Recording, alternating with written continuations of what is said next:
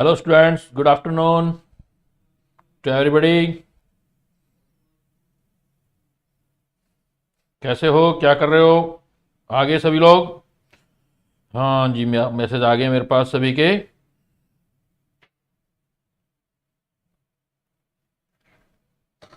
Yes बेटा। तो कैसे रही नए साल के पहले दिन की शुरुआत कल आपकी? अच्छी रही? सभी का बढ़िया रहा? पूछो बेटा पूछो, क्या पूछना चाहते हो?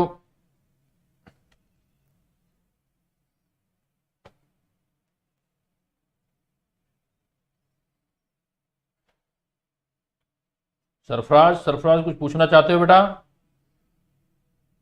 What happen? Good afternoon to everybody, good afternoon. Sarfaraz want to ask something, what?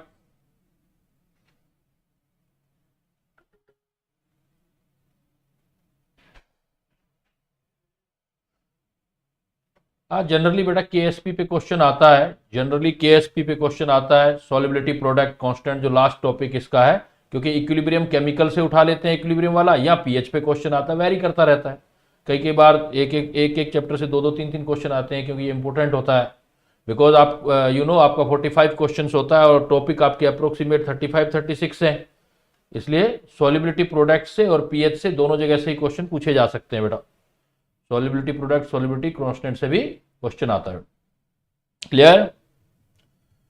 Let's start बेटा, चलें? रेडी?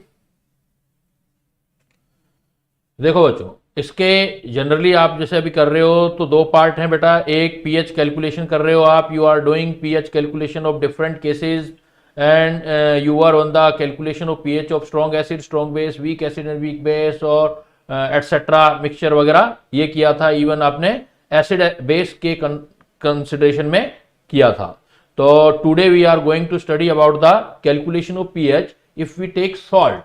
सॉल्ट को वाटर में डिजोल्व कर लें, डिफरेंट टाइप के सॉल्ट हो सकते हैं। सॉल्ट को वाटर में अगर हम डिजोल्व कर लें, देन उस सॉल्ट का पीएच क्या होता है, तो आज हम ये स्टडी करने जा रहे हैं बेटा। इसको हम जनरली बोलते हैं, जब सॉल्ट को वाटर में आप डिजोल्व करते हो देन इसको बोलते हो हाइड्रोलिसिस।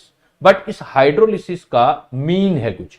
हाइड्रोलिसिस एक टाइप की रिएक्शन है बेटा, और इस रिएक्शन को समझना है कि अगर वाटर, जो भी वीक वाला पार्ट है सॉल्ट के अंदर, हमेशा क्या होंगे, दो पार्ट होंगे, एक कैटायन होगा एक एनायन होगा।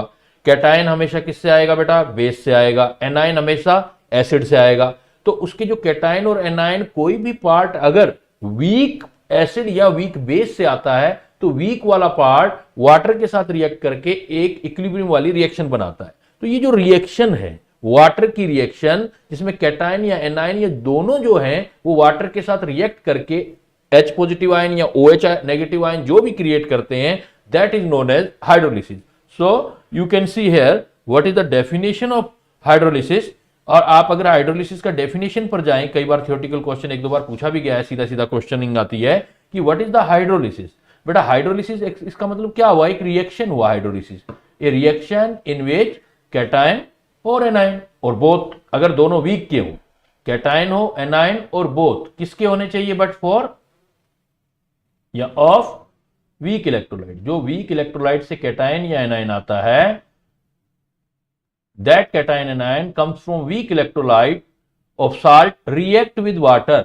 और ऐसा वाटर से रिएक्ट करके वो क्या बनाएगा? एक इक्विलिब्रियम मिक्सचर बनाएगा। इससे वो प्रोड्यूस करेगा H पॉजिटिव आयन प्रोड्यूस कर सकता है या OH नेगेटिव आयन प्रोड्यूस कर सकता है। That type of reaction is known as, जो है आपकी, उसको हम बोलते हैं salt hydrolysis. And it is completely, अगर आप साल्ट हाइड्रोलिसिस लिखते हो तो it is completely reverse of neutralization reaction. क्योंकि यहां पर हमारे पास जो है न्यूट्रलाइजेशन में एसिड बेस रिएक्ट करके साल्ट और वाटर बनाते हैं, या वाटर और सॉल्ट रिएक्ट कर रहे हैं। तो किसी एग्जाम में पूछा जाए बेटा तो क्या आंसर दोगे? It is the reverse of neutralization. तो जब भी एक न्यूट्रलाइजेशन प्रोसेस होता है तो उसमें एनर्जी रिलीज होती है, और ये रिवर्स ऑफ न्यूट्रलाइजेशन है। तो एक टेक्निकल क्वेश्चन बन गया बेटा। क्या टेक्निकल क्वेश्चन बन गया? If one what you ask from you, salt hydrolysis is exothermic process or endothermic process? You know neutralization is always exothermic process beta. Neutralization always is a exothermic process, so reverse of neutralization is an, because hydrolysis is the reverse of neutralization. Hydrolysis जो क्या है, neutralisation का reverse है, तो reverse है तो always ये किस टाइप का प्रोसेस होगा, दिमाग में रखना बेटा, एंडोथर्मिक प्रोसेस। कई बार इस तरह का क्वेश्चन पूछा जाता है, हीट देनी पड़ती है, जब भी आपका हाइड्रोलिसिस होगा वो एंडोथर्मिक प्रोसेस होगा। तो what is the hydrolysis? I am repeating again, reaction of cation और anion but comes from weak electrolyte, either acid or base react with the water to produce extra H positive ion, to produce extra OH negative ion. This process is known as salt hydrolysis. If you know कि suppose आपके पास अगर कोई cation है, उसके साथ water react करेगा, equilibrium बनाएगा cation के साथ, तो you can see here AHOH अगर रिएक्ट करेगा तो AOH बनाएगा और H पॉजिटिव आयन प्रोड्यूस करेगा ये, तो ये रिएक्शन हो गया। और इसमें एनर्जी आपको हीट जो है देनी पड़ेगी, एंडोथर्मिक प्रोसेस है। कैटायन वाटर के साथ रिएक्ट करेगा, बेस बनाएगा और साथ में H पॉजिटिव आयन सॉल्यूशन में दिखेंगे। तो दैट्स वाई जब भी ऐसा देखते हो बेटा आप कि किसी हाइड्रोलिसिस में वाटर साल्ट के कैटायन से रिएक्ट कर रहा है, it is known as cationic hydrolysis. और जब भी आपका बेटा कैटायनिक हाइड्रोलिसिस होगा, यू कैन सी हियर, जब भी कैटायनिक हाइड्रोलिसिस होगा, वीक इलेक्ट्रोलाइट के कैटायन से वाटर रिएक्ट करेगा तो सॉल्यूशन में H पॉजिटिव आयन बढ़ेंगे, इंक्रीज होंगे, concentration of H positive ion increase होगा। इट मींस आपका सॉल्यूशन जो होगा वो एसिडिक होगा, सॉल्यूशन एसिडिक सॉल्यूशन होगा, ऐसे सॉल्ट का सॉल्यूशन एसिडिक होगा। अब सपोज अगर आपका नेगेटिव से रिएक्ट करेगा वाटर, हाइड्रोलिसिस में वाटर जो है कैटायन या एनाइन जो वीक का पार्ट है उससे रिएक्ट कर सकता है, देन क्या बनेगा देखो बेटा, देन आपका देखो बन गया बी नेगेटिव है तो HB बन जाएगा और OH नेगेटिव आयन सॉल्यूशन में आ जाएगा। तो और heat, because hydrolysis is the reverse of neutralization, so it is endothermic reaction. That's why अगर B नेगेटिव वाटर से रिएक्ट कर रहा है, that is known as anionic hydrolysis. इसको आप anionic hydrolysis बोल सकते हैं बेटा, ये आपका anionic hydrolysis होता है और इसमें OH नेगेटिव आयन का कंसंट्रेशन इंक्रीज होगा। That's why ये सॉल्यूशन आपका बेसिक होगा, इस सॉल्यूशन को आप बेसिक बोलेंगे बेटा, ये बेसिक सॉल्यूशन है। तो कैटायन से रिएक्ट होगा तो H पॉजिटिव आयन प्रोड्यूस होंगे सॉल्यूशन में, एनाइन से रिएक्ट करेगा तो OH नेगेटिव आयन प्रोड्यूस होंगे सॉल्यूशन में। तो उस हिसाब से हम डिसाइड कर लेंगे। बट वन केस मोर, अगर दोनों से ही रिएक्ट करे वाटर, A पॉजिटिव, दोनों ही वीक इलेक्ट्रोलाइट से आ रहे हैं, A पॉजिटिव और B नेगेटिव, तो HOH, तो आप देखो कैटायन के अंदर जो सॉल्यूशन के अंदर आपको मिलेगा A पॉजिटिव है तो बेटा AOH और B नेगेटिव है तो HB, ना तो H पॉजिटिव मिल रहा है ना OH नेगेटिव आयन मिल रहा है। तो अब हम क्या डिसाइड करेंगे, अब ये सॉल्यूशन जो होता है कैसा भी हो सकता है, वो इनकी नेचर पर, के पर डिपेंड करेगा, के ए पर या के बी पर अभी देखेंगे, बट इसको हम कोई नाम नहीं देंगे। जैसे ऊपर वाले को कैटायनिक हाइड्रोलिसिस बोला, इसको एनायनिक हाइड्रोलिसिस बोला, इसका कोई नाम नहीं देंगे बेटा। और इसका सॉल्यूशन कैसा होगा वो अभी हम देखेंगे, कैसा भी हो सकता है, एसिडिक भी हो सकता है, बेसिक भी हो सकता है, वो अब डिसाइड करेंगे अभी हम, या न्यूट्रल भी हो सकता है। तो सॉल्ट के सॉल्यूशन, अगर किसी भी सॉल्ट को बेटा, एक simple question, I am repeating again, there are types of question which can ask in your exam, कि आपका अगर कोई भी सॉल्ट होता है तो सॉल्ट को वाटर में डाल दें तो वो सॉल्यूशन कैसा हो सकता है बेटा। वो सॉल्यूशन तीनों टाइप का हो सकता है, डिपेंड करेगा, अभी देखेंगे, स्टडी करेंगे हम, एसिडिक भी हो सकता है, बेसिक भी हो सकता है, न्यूट्रल भी हो सकता है, अगर डिपेंड करेगा कि रिएक्शन क्या हो रहा है। One point. सेकंड पॉइंट क्या है कि ये जो है रिवर्स ऑफ न्यूट्रलाइजेशन है, इसलिए ऑलवेज एंडोथर्मिक रिएक्शन होगा, hydrolysis of salt always endothermic reaction होगा। क्लियर? लेट्स चलें बेटा आगे, लेट्स कैरी। कोई इश्यू, कोई पॉइंट किसी का हाइड्रोलिसिस पॉइंट से रिलेटेड? ओके ओके, ये देखो फिर सपोज हम वन बाय वन लेते हैं।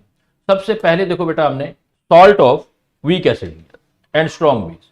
सपोज कोई ऐसा सॉल्ट लेते हैं, उसका हाइड्रोलिसिस स्टडी करते हैं जिसमें एसिड वीक है और बेस स्ट्रॉन्ग। अगर एसिड वीक है, बेस स्ट्रॉन्ग है, तो ऐसे सॉल्ट देखो, जैसे ऑर्गेनिक एसिड वीक होते हैं तो वीक एसिड का पार्ट ले लिया CH3Cl, और एल्कली मेटल जो होते हैं जैसे Na, पोटेशियम, ये स्ट्रॉन्ग बेस होते हैं, तो ये एग्जांपल ले सकते हो CH3CONa, Na2CO3 क्योंकि कार्बोनिक एसिड वीक एसिड होता है, K2CO3, Na3PO4, इस टाइप के ले सकते हो आप। जैसे लेट अस कंसीडर हम करते हैं, सपोज वीक एसिड लेते हैं एसिटिक एसिड और स्ट्रॉन्ग बेस लेते हैं NaOH और इसका सॉल्ट लेते हैं, स्टडी करते हैं। वैसे जब भी हमारे पास ऐसा सॉल्ट होगा तो आपके पास कुछ चीजें हैं बेटा जो स्टडी करनी है, कुछ प्रैक्टिकली सोचना है, कुछ मैथमेटिकल फार्मूले सोचने हैं आपने। सपोज आपके पास सॉल्ट है वीक एसिड स्ट्रॉन्ग बेस का CH3COON, आपने इसको वाटर में रखा। वाटर बहुत एक्सेस में होता है, कुछ पार्ट इससे रिएक्ट भी कर लेगा, लेकिन एक्सेस सॉल्वेंट है ना, ये काफी एक्सेस में रहता है, इसका कुछ पार्ट इसके साथ रिएक्ट कर रहा है और रिएक्ट करके आपको बनाएगा ये CH3COH आपके लिए और NaOH। ये आपकी रिएक्शन है। आप सबसे पहले इसमें हाइड्रोलिसिस किसका हुआ है वो रिएक्शन सोचोगे, हाइड्रोलिसिस रिएक्शन। हाइड्रोलिसिस रिएक्शन, तो हाइड्रोलिसिस में क्या होता है बेटा, जो आपको क्या लेना है, वाटर का रिएक्शन करवाना है किसके साथ, बिकॉज यू नो कि NaOH तो जो है वो कंप्लीटली आयनाइज हो जाएगा, इस फॉर्म में मिलेगा ही नहीं, Na पॉजिटिव OH नेगेटिव में मिलेगा। बट आपको हाइड्रोलिसिस रिएक्शन देखना है। हाइड्रोलिसिस का मतलब है वाटर जो वीक वाला पार्ट है, वीक वाला पार्ट है, देखो ये वाला वीक एसिड से, ये एनाइन पार्ट है, ये वीक से आया फ्रॉम वीक एसिड, तो वीक एसिड से आया तो इसको उठा लो आप, हाइड्रोलिसिस रिएक्शन देना है तो इसको उठाओ आप, लिखो इसको, तो इसको लिखोगे तो CH3COO नेगेटिव, ये रिएक्ट करेगा वाटर के साथ HOH और इक्विलिब्रियम रिएक्शन बनाएगा। तो इक्विलिब्रियम रिएक्शन बनाएगा तो देखो बन जाएगा CH3COOH और OH नेगेटिव, मतलब एनाइनिक हाइड्रोलिसिस होगा। तो जब भी आप ऐसा सॉल्ट लेते हो, सॉल्ट और वीक एसिड स्ट्रॉन्ग बेस, तो इनमें जो होता है वो आपका एनाइनिक हाइड्रोलिसिस होते हैं। इस टाइप वाले हाइड्रोलिसिस बेटा जो होंगे वो एनाइनिक होंगे। First point anionic hydrolysis. Second point, क्योंकि एनाइन से वाटर रिएक्ट कर रहा है इसलिए एनायोनिक हाइड्रोलिसिस। सेकंड पॉइंट इसका ये होगा कि इसमें जो भी आपका सॉल्यूशन होगा उसमें OH नेगेटिव आयन की कंसंट्रेशन ज्यादा हो। वैसे भी स्ट्रॉन्ग बेस से बना हुआ है तो OH ज्यादा होगा, इसका मतलब सॉल्यूशन बेसिक होगा, बेसिक सॉल्यूशन। तो पहला पॉइंट हमारा यही होता है, जब भी हम करते हैं, हम 3 या 4 केस करेंगे तो सबसे पहले हम हाइड्रोलिसिस रिएक्शन चेक करेंगे बेटा कौन सी हो रही है, उससे 2 क्वेश्चंस के आंसर मिल जाएंगे हमें कि किस टाइप का हाइड्रोलिसिस है और सॉल्यूशन किस टाइप का। सेकेंडली हमें होता है इसका हाइड्रोलिसिस कांस्टेंट बनाना होता है, because this is the equilibrium reaction, तो हाइड्रोलिसिस कांस्टेंट। तो सपोज हाइड्रोलिसिस कांस्टेंट को KH से लिख लेते हैं, तो अगर इसका एक्सप्रेशन लिखूंगा मैं KH, तो इसमें मुझे इस एक्सेस को लिखने की जरूरत नहीं है, वाटर ने रिएक्ट जरूर किया है लेकिन प्रेजेंट तो एक्सेस में, साल्ट को तो वाटर में डाला हुआ है आपने, तो आप KH में इसका एक्सप्रेशन ये लिखोगे CH3COH concentration of OH negative ion divided by बेटा आपका कंसंट्रेशन आ जाएगा CH3COO नेगेटिव। सपोज ये KH आ गया। अब ये पॉइंट हो गया आपका, हाइड्रोलिसिस रिएक्शन हो गई, फिर हाइड्रोलिसिस कांस्टेंट लिख लिया। अब रिलेशन निकालते हैं इसमें KH का KW वगैरह के अंदर रिएक्शन रिलेशन। तो देखो रिलेशन, तो रिलेशन के लिए क्या KH लिखो आप दोबारा, और KH में CH3COH इंटू लिख दो बेटा OH नेगेटिव और डिवाइडेड कर दो CH3CO। अब CH3CO नेगेटिव लिखा। अब एक काम करो, KW बनाओ। KW बनाने का मतलब है हमें OH और H पॉजिटिव चाहिए, तो अपनी मर्जी से H पॉजिटिव से मल्टीप्लाई भी कर दो और H पॉजिटिव से डिवाइड भी कर दो बेटा, उससे कोई फर्क नहीं पड़ेगा। उससे हमें एक फायदा हो जाएगा कि ये चीज OH और H पॉजिटिव KW बन जाएगा, और नीचे वाली चीज देखो CH3CO नेगेटिव H पॉजिटिव और CH3CH, बाकी जितना रह गया वो आपका Ka बन जाएगा, एसिड वाला है। तो इसका मतलब हमारे पास रिलेशन आ जाएगा बेटा इसके लिए KH is equal to KW upon Ka। ये पूछे जाएंगे आपसे रिलेशन कि जब भी आप कोई ऐसा सॉल्ट लेते हो, कोई भी ऐसा सॉल्ट जो वीक एसिड स्ट्रॉन्ग बेस से बना होता है, तो पहला पॉइंट होता है कि इसमें वाटर की रिएक्शन किससे होती है, हाइड्रोलिसिस रिएक्शन किसका है, तो वाटर रिएक्ट करेगा बेटा एनाइन से, इसलिए एनाइन हाइड्रोलिसिस, और जो प्रोड्यूस होंगे सॉल्यूशन में वो OH नेगेटिव होंगे। That's why we can say that solution जो होगा इसका वो बेसिक होगा। वो अभी प्रूव भी करेंगे, पीएच कैलकुलेट करेंगे। फिर हम इसमें लिखेंगे कि इसकी हाइड्रोलिसिस रिएक्शन क्या है, तो हाइड्रोलिसिस रिएक्शन जैसे अभी हमने लिखा, इस हाइड्रोलिसिस रिएक्शन में KH आ गया तो KW से रिलेट करेंगे, तो यहां पर K जो आएंगे वो हमेशा वीक वाले आएंगे, तो वाटर भी एक वीक इलेक्ट्रोलाइट है तो KW, और जो इस सॉल्ट में वीक है, वीक कौन है, एसिड है, तो Ka आ गया। तो रिलेशन क्या आ गया ऐसे केसेस के अंदर, if salt of weak acid and strong base are considered then KH is equal to KW upon Ka। Clear, KH KW upon Ka। अब आपके पास क्या है कि इसके बाद पॉइंट आएगा कि यहां पर डिग्री ऑफ हाइड्रोलिसिस कैलकुलेट करना होगा। डिग्री ऑफ हाइड्रोलिसिस, हमें डिग्री ऑफ हाइड्रोलिसिस कैलकुलेट करना है, मतलब एच की वैल्यू कैलकुलेट करनी है। पहले अल्फा लेते थे, वेरी इजी, पहले जो रिएक्शन में इक्विलिब्रियम में जाता था अल्फा या एक्स लेते थे, अब उसको हमने एच ले लिया बिकॉज सॉल्ट कर रहे हैं इसलिए। तो कैसे निकालोगे बेटा, सेम, बिकॉज हर जगह ओस्टवाल्ड डाइल्यूशन लो लगेगा जहां भी वीक इलेक्ट्रोलाइट है। तो ये रिएक्शन दे रहे हो आप CH3CO नेगेटिव की, ये रिएक्शन आप वाटर के साथ दे रहे हो, वाटर वैसे सॉल्वेंट है, और ये बना रहे हो आप CH3COOH प्लस OH नेगेटिव। तो आप क्या कंसेंट्रेशन लोगे, वही एट इक्विलिब्रियम, ये C1 - H रह जाएगा, ये CH आ जाएगा, ये CH आ जाएगा। अगर आपको KH निकालना है बेटा, तो वही सेम एक्सप्रेशन K जो पहले करते थे वही आएगा, CH² 1 - H। सेम वही चीज जो पहले आपने की, सेम वही चीज है, बस K में H लग गया बिकॉज आप हाइड्रोलिसिस। K के साथ K भी कहां था बेटा, K भी कहां है, K भी वीक जो होता है उसी का K लिया जाता है, बेस स्ट्रॉन्ग है उसमें, सॉल्ट जो है उसमें बेस स्ट्रॉन्ग है, इसलिए K भी नहीं लेना बेटा सिद्ध की। जो वीक होता है सिर्फ उसी के K कंसिडर करते हैं हम। तो K भी नहीं आया उसके अंदर, कहां आया K भी, देखो आप, देखो K भी कहां आया, इधर H और OH आ गया तो KW हो गया, नीचे क्या रह गया CH3CO negative H positive CH3CH, reaction के अकॉर्डिंग लिखोगे ना, तो ये Ka हो गया, नीचे की साइड Ka हो गया, तो K भी कहां है। जब क्वेश्चन की बारी आएगी तब बताना, इतनी जल्दबाजी क्या है, जल्दबाजी मत करो बेटा। हमेशा सीखना हो तो जीरो से सोचा करो, अगर हमारा सीखा हुआ ही होता, हमें सब आता ही होता, तो हम आज यहां बैठे नहीं होते बेटा। इसलिए हमेशा स्टेप्स में चलो, जल्दबाजी कभी नहीं, जिंदगी में कभी जल्दबाजी मत करना, नहीं तो धोखा खाओगे। KH = CH² 1 - H, तो KH = CH² 1 - H आ गया। फिर वही बात, अगर H आपका लेस देन 10% हो, लेस देन 10%, अगर लेस देन 10% हो, week acid and strong base है बेटा, ऊपर देखो वीक एसिड और वीक बेस नहीं है, वीक एसिड स्ट्रॉन्ग बेस पढ़ रहे हैं। ये देखो इधर जो चल रहा है उसको चलने दो ना, क्यों क्लास को डिस्टर्ब क्यों करते हो यार, ऐसे क्यों करते हो। ऐसे सारे करने लग जाएंगे तो फिर सारे दूसरा कोई करेगा, फिर आपको प्रॉब्लम होने लग जाएगा। जब हम अपनी बारी होती है ना तब बात नहीं है, जो चल रहा है उसको करेंगे ना। एक एक चीज, वो देखो आपने गलत लिख दिया, वीक एसिड एंड बेस, तो वीक एसिड वीक बेस आएगा तब की बात करेंगे। अभी हमारा क्वेश्चन चल रहा है week acid and strong base. इतना उतावलापन क्यों दिखाते हो, कभी भी उतावलेपन से फायदा नहीं होता, जो चल रहा है उसको करो। KH = CH² 1 - H, तो लेस देन 10% हो जाएगा, तो बेटा KH ये भी तो लिख सकते हो, KH = CH²। अगर KH = CH² है तो H की वैल्यू क्या आ गई, अगेन वही KH/C। अब आपकी K तो पहले भी हुआ करता था KH/C, अब KH का रिलेशन आप वो भी यूज कर लो KW वाला, तो KH = KW/KA आ जाएगा। तो ये आपको सारे फार्मूलेशन डेरिवेशन आने चाहिए तो बेस्ट है, और याद भी हो जाए तो और ही बढ़िया है ना। तो फिर तो डायमंड ऑन जो हो जाएगा, क्राउन हो जाएगा। H = √KW/KA/C। अल्टीमेटली हमारा पर्पज क्या होता है, किसी भी केस के अंदर हमें pH निकालनी होती है बेटा, तो यहां भी pH निकालेंगे, लेकिन pH की बजाय बिकॉज सॉल्यूशन में आपको OH नेगेटिव दिख रहा है तो pH कैलकुलेट करते हैं। तो OH नेगेटिव है तो OH आयन का कंसेंट्रेशन, सारे वही फार्मूला लगा दो, बस अल्फा की जगह क्या लिख देना बेटा CH, या √KH × C, या ये KH/H, सारे वही फार्मूले यूज कर सकते हैं। तो हम ये लेके सिलेक्ट करते हैं बेटा।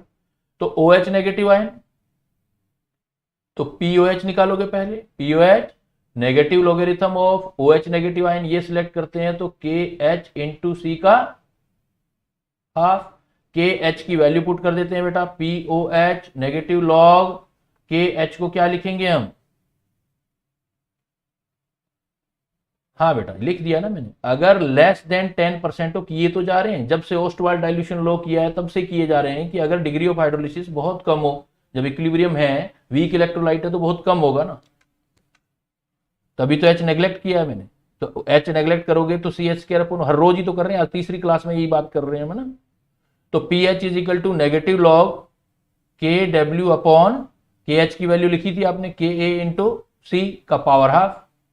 अब इसको सोल्व कर लो बेटा, तो POH क्या आ जाएगा,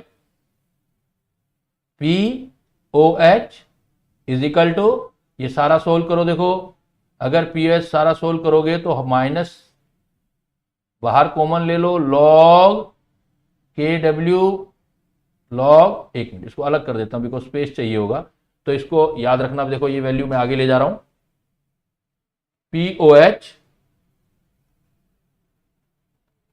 माइनस क्या है, लॉग के डब्ल्यू, क्या था, के W upon K A into सी, के W upon K A into सी, और इसकी पावर थी हाफ। तो एक में डिटेल में सोल्व करके बता देता हूं, बाकी हम डायरेक्ट कर लेंगे। तो पीओएच इज इक्वल टू देखो क्या आ जाएगा, minus half log K W minus log K ए, कॉन्स्टेंट पहले ले लो, प्लस लॉग सी, है ना। तो अगर मैं यहां ये ले लिया तो pOH is equal to half बाहर ही रखो, माइनस लॉग के डब्ल्यू, फिर minus minus log K A और माइनस लॉग सी। देखो बेटा माइनस लॉग के डब्ल्यू को पी के डब्ल्यू बोलते हैं और माइनस लॉग के ए को पी के ए बोलते हैं। तो P O H is equal to half P K W minus P K A और minus log C. P K W की वैल्यू 14 होती है, 2 अंदर ले जाओ,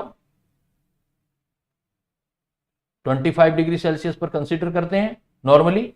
तो P K W 14 P K A और माइनस लॉग सी।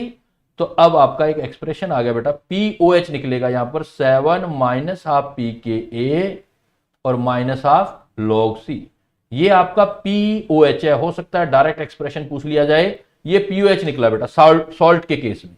अगर आप पीएच निकालोगे तो 14 में से ये वैल्यू माइनस करोगे पी ओ एच, तो पीएच आ जाएगा आपका 7 plus half P K A और प्लस हाफ लॉग सी। तो देखो आप pH इज इक्वल टू, तो ऐसे सॉल्ट का हाइड्रोलिसिस करते हो तो वो सॉल्ट की कंसंट्रेशन C पे डिपेंड करता है और उसके एसिड के Ka की वैल्यू पर डिपेंड करता है। और 7 में कुछ ऐड करोगे तो बेटा pH तो 7 से ऊपर ही आएगा ना। तो सॉल्यूशन हमेशा क्या रहेगा, ये जहां से स्टार्ट किया था वहीं पे क्लोज कर दिया, सॉल्यूशन हमेशा आपका एल्केलाइन रहेगा। तो इस टाइप से अगर आप कोई भी ऐसा सॉल्ट लेते हो, अगर सॉल्ट वीक एसिड और स्ट्रॉन्ग बेस का बना हुआ है तो उसका पीएच कैलकुलेट इस फार्मूले से कर सकते हो, 7 प्लस हाफ पी के प्लस हाफ लॉग सी। के याद रखना हमेशा वीक वाले का आएगा, 7 प्लस हाफ पी के plus half log c. Concentration के साथ साथ के पे भी डिपेंड करेगा ऑलवेज। ऐसे सॉल्ट का पीएच का सॉल्यूशन 7 से ऊपर आएगा, दैट्स वाई ये एल्केलाइन सॉल्यूशन होगा। क्लियर? कोई डाउट बेटा किसी को? एक बार मैंने पूरा डिटेल से ऐसे बता दिया, हर केस को मैं ऐसे नहीं करूंगा, फिर आप करके अपने आप देखते रहना, वो ड्राइव करते रहना। क्लियर बेटा? कोई डाउट तो you can ask, let me proceed. देखो बेटा अब इसका मतलब सॉल्ट ऑफ वीक बेस और स्ट्रॉन्ग एसिड ले लें। अब की बार देखो आपके पास बेस वीक है, अब की बार आपके पास बेस वीक है। ऐसे सॉल्ट जो बेस वीक हो लेकिन एसिड स्ट्रॉन्ग हो, उससे बना हुआ हो, तो ऐसे में क्या होगा, जैसे NH4 वीक बेस है अमोनिया वाला और HCl स्ट्रॉन्ग एसिड। जैसे कॉपर ट्रांजिशन मेटल कोई भी दिखे तो उसके बेस वीक होते हैं, सल्फेट सल्फ्यूरिक एसिड। तो ऐसा कोई भी एग्जांपल आप यूज कर सकते हो। पी ब्लॉक या ट्रांजिशन वाले सिर्फ S ब्लॉक वाला जो मेटल होती है उनके स्ट्रॉन्ग बेस होते हैं, बाकियों के वीक बेस होते हैं। तो कोई भी आप एक एग्जाम्पल लेके जैसे सोल्व करोगे, सपोज मैं NH4Cl लेता हूं, तो NH4Cl में जो वीक वाला पार्ट है वो तो NH4 पॉजिटिव है ना, तो रिएक्शन इसके साथ होगा बेटा, ये है फ्रॉम वीक बेस। तो डायरेक्ट रिएक्शन क्या लिख सकते हो कि यहां पर रिएक्शन क्या आ जाएगी, hydrolysis reaction NH4 positive react with water, equilibrium बना दो, रिएक्ट विद वाटर, तो ये बन जाएगा NH4OH। बताओ बेटा, क्वेश्चन के आंसर देते जाओ। तो सॉल्ट ऑफ वीक बेस और स्ट्रॉन्ग एसिड वाला जो हाइड्रोलिसिस होगा वो किस टाइप का हाइड्रोलिसिस है, क्या नाम दोगे इस हाइड्रोलिसिस को? हरी हरी, देखो कौन देता है सबसे पहले आंसर। इस टाइप के हाइड्रोलिसिस की कैटेगरी क्या आएगी, जब salt of weak acid and strong week base and strong acid होता है। तो जो हाइड्रोलिसिस रिएक्शन मैंने लिख दिया है, हाइड्रोलिसिस रिएक्शन को देखते हुए आपको आंसर देने हैं कि बेटा किस टाइप का हाइड्रोलिसिस हुआ ये। इस टाइप के हाइड्रोलिसिस को जो salt of weak base strong acid होते हैं, कैटाइनिक, कैटाइनिक, बिल्कुल यासा तुम्हारा आंसर प्राची। अभी हम हाइड्रोलिसिस का टाइप कह रहे हैं, अभी हम हाइड्रोलिसिस का टाइप कह रहे हैं, सॉल्यूशन नहीं पूछ रहे कि कैसा है। इसलिए जो क्वेश्चन हो उसका आंसर देना है प्राची, कैटाइनिक, कैटाइनिक देना है बेटा, बिल्कुल सही। तो आप बोलोगे ये कैटाइनिक हाइड्रोलिसिस होते हैं इस टाइप वाले। हाँ, अगर मैं आपसे पूछता कि कैटाइनिक हाइड्रोलिसिस के सॉल्यूशन कैसे होते हैं, इस टाइप के सॉल्ट के जो वीक बेस और स्ट्रॉन्ग एसिड होता है उसका सॉल्यूशन कैसा है, तब यहां देखना है सॉल्यूशन में क्या दिख रहा है नेट। तो सॉल्यूशन में क्या दिख रहा है बेटा, H पॉजिटिव। तो कैसा सॉल्यूशन बोलोगे आप, अब बोलोगे प्राची बेटा कि ये सॉल्यूशन एसिडिक होते हैं, इनके सॉल्यूशन एसिडिक है, pH 7 से कम आएगी। H पॉजिटिव है तो सारी देखो फार्मूले अब बस K वही आ जाएगा, यहां पर जो KH लिखोगे वो KH is equal to KW upon KA ना आके B आएगा, बिकॉज इस बार वीक बेस है इसलिए KB यूज करना है। KH is equal to KW upon KB use करना है। और KH इज इक्वल टू वैसे तो CH स्क्वायर 1 माइनस H आएगा, वही वाला फार्मूला, लेकिन H को नेग्लेक्ट कर लेना, KH is equal to CH square आ जाएगा, हाइड्रोलिसिस कांस्टेंट है CH स्क्वायर, तो आपको H की वैल्यू भी वैसे ही मिलेगी। तो H इज इक्वल टू क्या आ जाएगा, KH अपॉन C, और KH की वैल्यू भी रख सकते हो, तो इस बार आ जाएगा KW, नीचे KA की बजाय KB इंटू C, ऐसा आ जाएगा।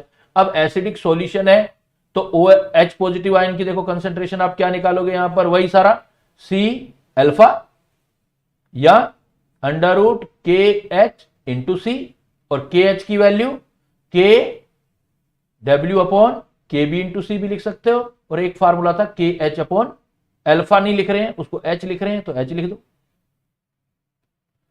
ओवरऑल आप सोल्व करोगे तो pH is equal to negative logarithm H positive ion आएगा बेटा, H पॉजिटिव आयन में ये वाली वैल्यू पुट कर देना, minus log KW upon KB into C का पावर हाफ। तो इसको आप सोल्व करेंगे तो आपका pH का एक्सप्रेशन आएगा, जो इस बार pH का एक्सप्रेशन आएगा वो आपका ये आ जाएगा, pH डायरेक्ट ही आ जाएगा क्योंकि H पॉजिटिव आयन है। pH is equal to 7 minus half PKB और माइनस हाफ लॉग C।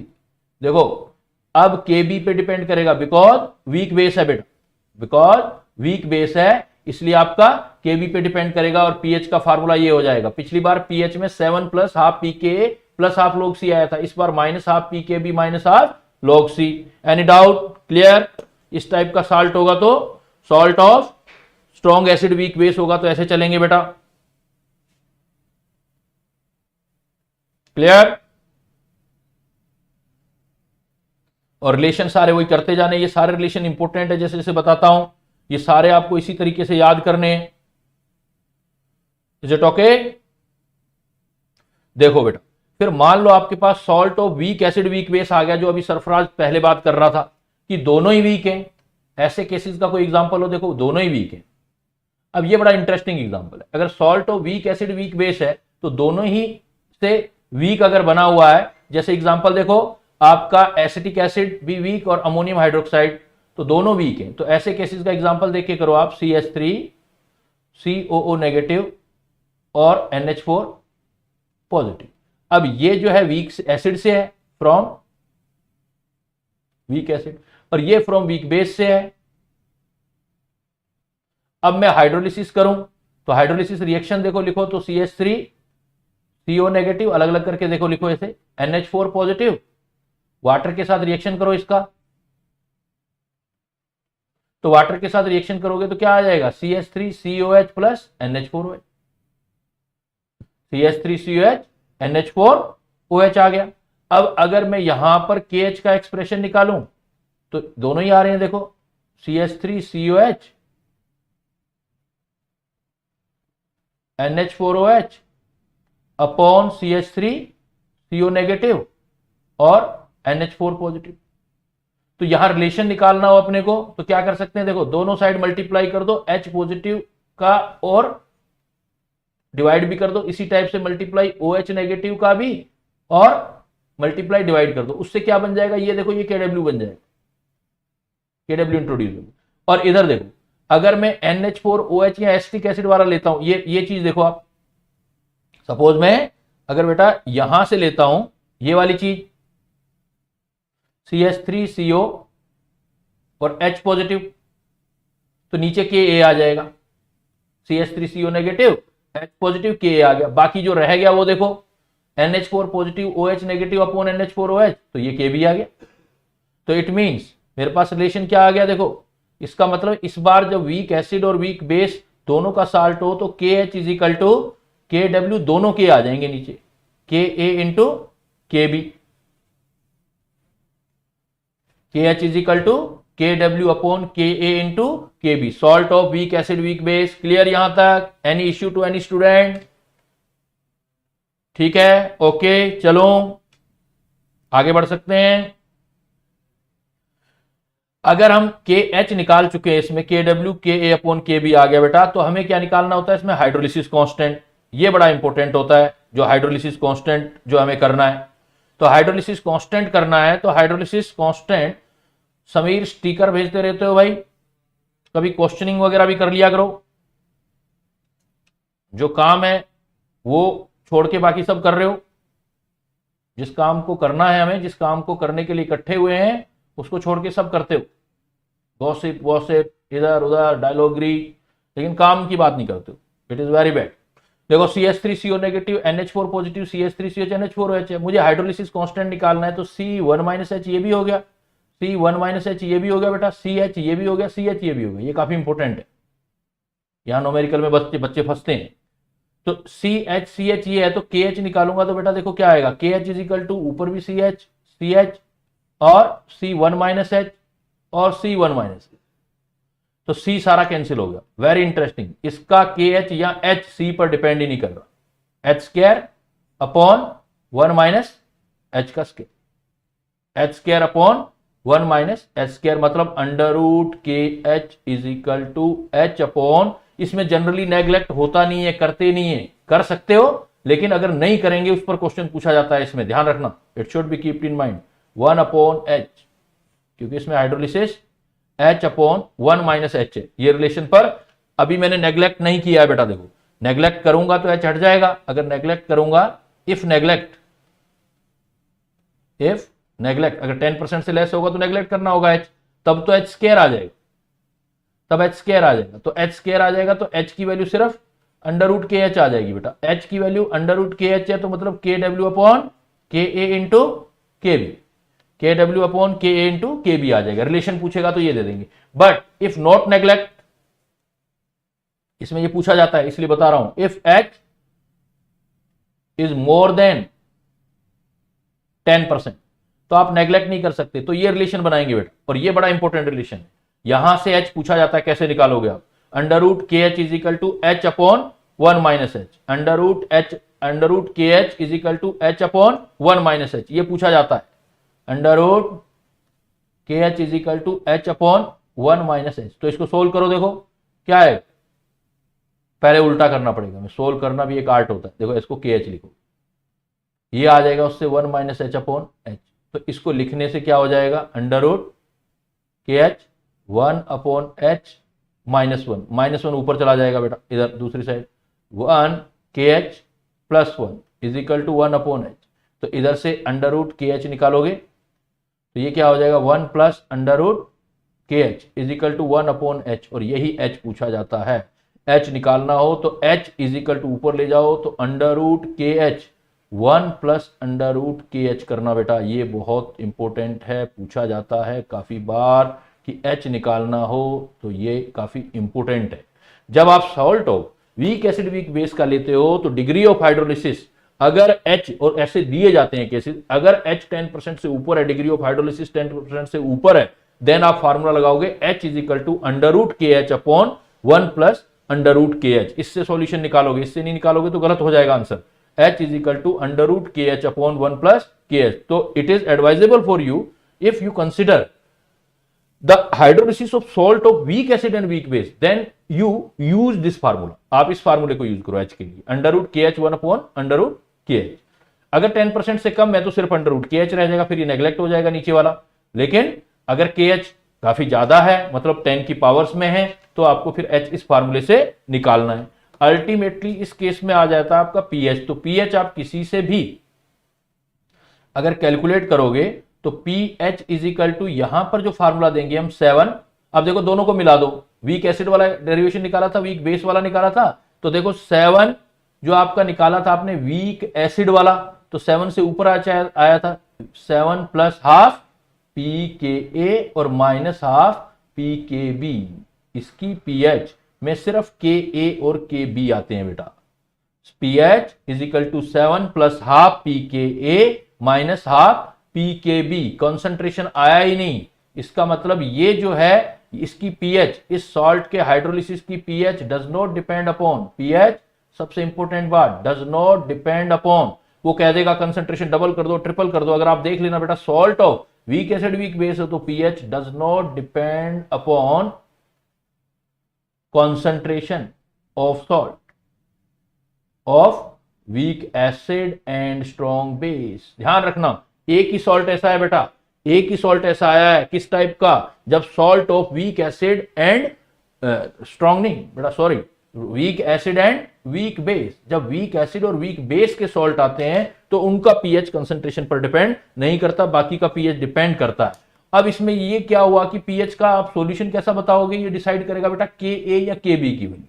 अगर देखो आपका पहला पॉइंट, अगर के ए ज्यादा है के बी से, मतलब दोनों वीक है, लेकिन वीक में कौन इफेक्टिव ज्यादा है, के ए, के बी, के ए ग्रेटर देन के बी, तो इसका मतलब पी के नेगेटिव लोग होता है वो तो कम हो जाएगा पी के बी से।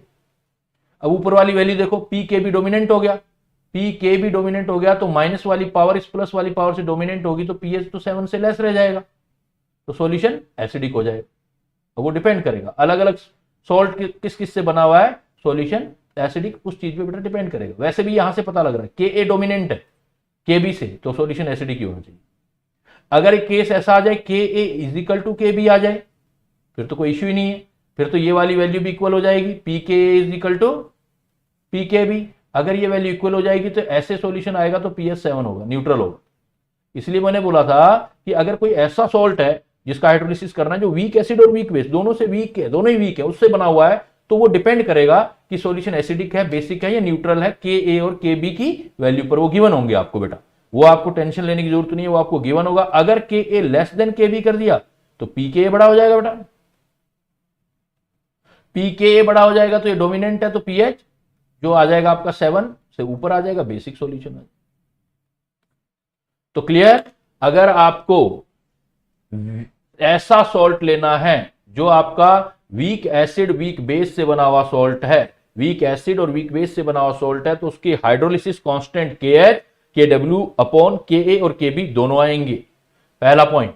दूसरा पॉइंट, जब इसका एच निकालोगे तो के एच की वैल्यू या एच की value under root K H आएगी, अंडर रूट के एच आएगी जब आप क्या करोगे, जब आप एच 10% से कम लोगे। लेकिन ये question under root K H से भी होता है, लेकिन कई बार जो आता है वो आपका इससे आता है कि एच अगर मोर देन 10% हो, बाकी ऑप्शन में नहीं आते, बाकी ऊपर वाले हाइड्रोलिसिस में नहीं आता, लेकिन इस हाइड्रोलिसिस में आता है कि एच की वैल्यू 10% से ज्यादा है बेटा, तो ज्यादा है तो आप अगर देखेंगे तो ये फार्मूला बनेगा आपका H is equal to under root K H divided by 1 plus under root K H use करना है। और तीसरी खास बात ये कि इसकी पीएच में सी कहीं नहीं आता, इसलिए ऐसे सॉल्यूशन में अगर अमोनियम, जैसे अमोनियम एसीटेट है, इसका कंसंट्रेशन पहले से डबल कर दें तो पीएच पे कोई फर्क नहीं पड़ेगा। और जब पीएच कांस्टेंट रहते हैं बेटा, इसको हम बफर बोलते हैं, इसको हम, तो न्यूमेरिकल प्रॉब्लम जो आपको आर्ट है वो तभी आएगा जब आपको ये क्लियरिटी से पता लग जाए कि भाई फार्मूला कौन सा लगाना है, हाइड्रोलिसिस किस टाइप का हो रहा है, कौन से टाइप का फार्मूला लगाना है। तो हमारे पास 3 टाइप के सॉल्ट हो चुके हैं बेटा, और एक फोर्थ सॉल्ट होता है strong acid strong base, salt of strong acid strong base. अगर आपके पास दोनों स्ट्रॉन्ग हैं, यहां पर मैंने अब समराइज कर दी है सारी चीजें, दोनों स्ट्रॉन्ग हैं तो हाइड्रोलिसिस होता ही नहीं है, डिग्री ऑफ हाइड्रोलिसिस नहीं होती, बिकॉज अगर दोनों स्ट्रॉन्ग होंगे तो NaCl वाटर में डिजोल्व हो जाएगा, रिएक्ट नहीं करेगा, Na पॉजिटिव आयन और Cl नेगेटिव आयन बनेगा, 100% आयोनाइज्ड हैं। तो NaCl, तो ये इस टाइप का सॉल्ट जो होता है, जो न्यूट्रल होता है, उसका पीएच हमेशा 7 रहता है, क्योंकि ये जो सॉल्ट है इस टाइप का वो कंप्लीटली आयोनाइज्ड है। जैसे NaCl, तो ये आपका कंप्लीटली जब आयोनाइज्ड होता है तो इक्विलिब्रियम बनता ही नहीं है बेटा, कंप्लीटली आयोनाइज्ड है, 100% आयोनाइज्ड है, तो सिर्फ डिसोल्व होगा। तो आपसे ऐसा केस पूछा जा सकता है कि किन साल्ट का हाइड्रोलिसिस नहीं होता, तो किन साल्ट का हाइड्रोलिसिस नहीं होता बेटा, जल्दी से आंसर दो 1 लाइन में। Which type of salt can not hydrolyse, क्या आंसर दोगे, which type of salt can not hydrolyse. Answer क्या रहेगा बेटा?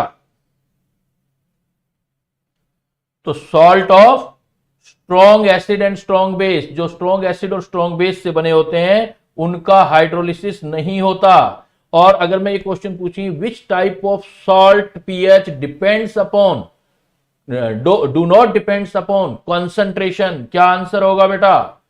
बिल्कुल सही, बहुत स्ट्रॉन्ग होंगे तो हाइड्रोलिसिस नहीं होगा। लेकिन अगर मैं कहूं कि कंसंट्रेशन पे डिपेंड नहीं करता हाइड्रोलिसिस, तो क्या आंसर देना है? तो आंसर देना है सॉल्ट ऑफ वीक एसिड। दोनों बहुत वीक एसिड, बहुत वीक एसिड होगा तो उसकी कंसंट्रेशन हाइड्रोलिसिस पर डिपेंड नहीं करती है। बट बेटा यहीं पर हमें एक चीज और समझनी पड़ेगी जब भी हम न्यूमेरिकल पार्ट पर आ पाएंगे सोल्व करने में, कि बफर सॉल्यूशन क्या होता है। अब देखो बफर, देखो बेटा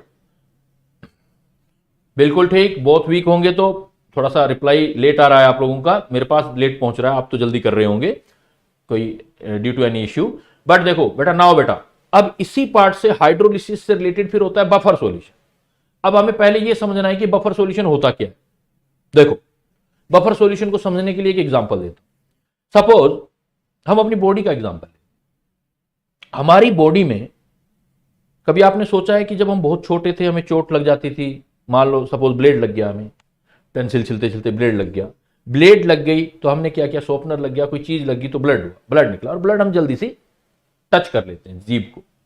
हम अपने टंग को जब टच करते हैं तो उसका एक टेस्ट आता है बेटा, और वो जो टेस्ट होता है वो आपकी ताउम्र, मान लो मैं छोटा सा था और अब इस एज में आ गया हूं, तो अब भी मेरे ब्लड का जो टेस्ट है वो वैसा ही है जैसा पहले था। हम लोग बहुत सारी एसिडिक या बेसिक चीजें यूज करते हैं, बहुत सारी ऐसी चीज, ज्यादातर चटपटी चीजें जितनी भी होती हैं वो एसिडिक होती हैं, जो मजेदार लगती हैं वो एसिडिक होती हैं, जो मजेदार होती हैं वो बॉडी को खराब ही करती हैं, जो भी चटपटी चीजें हैं। और जो जितनी भी अच्छी चीजें हैं वो चटपटी नहीं होती हैं, तो वो अच्छी नहीं लगती खाने में, लेकिन बॉडी के लिए बहुत अच्छी होती हैं।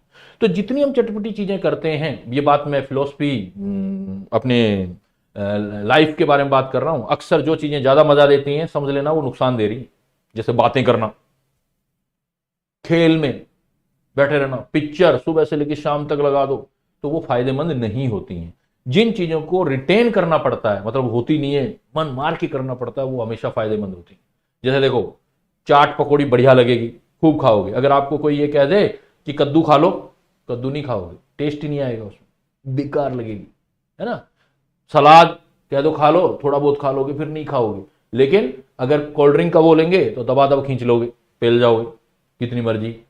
तो वो जो जितनी भी वो आपको टेस्ट दे रही है वो सब एसिडिक है बेटा। तो पॉइंट ये है कि हम बहुत सारी एसिडिक बेसिक चीजें यूज करते हैं, लेकिन ब्लड हमारा टेस्ट वही रहता है, उसकी पीएच चेंज नहीं होती। ऐसे ही बहुत सारे केमिकल है बेटा। ऐसे ही अगर देखो हमारे टीयर होते हैं, हमारी बॉडी का फ्लूइड है, जो भी हमारी बॉडी का फ्लूइड होता है उसका पूरी लाइफ में वो जो पीएच है वो मेंटेन रहता है। तो अगर कोई, और बहुत सारा पानी पीते हैं, डाइल्यूशन होता है, सारा दिन पानी पीते रहते हैं, लेकिन पीएच जो हमारे ब्लड की है वो मेंटेन रहती है ना। तो ऐसी, इसका मतलब कोई केमिकल रिएक्शन है हमारी बॉडी में ब्लड के अंदर जो पीएच को मेंटेन बनाए रखती है। इवन आप उसको डाइल्यूट करते जाओ, पानी पीते जाओ सारा दिन, इवन आप थोड़ा एसिड मिला दो या थोड़ा बेस मिला दो, तब भी पीएच मेंटेन रहती है। तो इस टाइप के सॉल्यूशन जो पीएच को मेंटेन रखते हैं उसको हम बोलते हैं बफर सॉल्यूशन।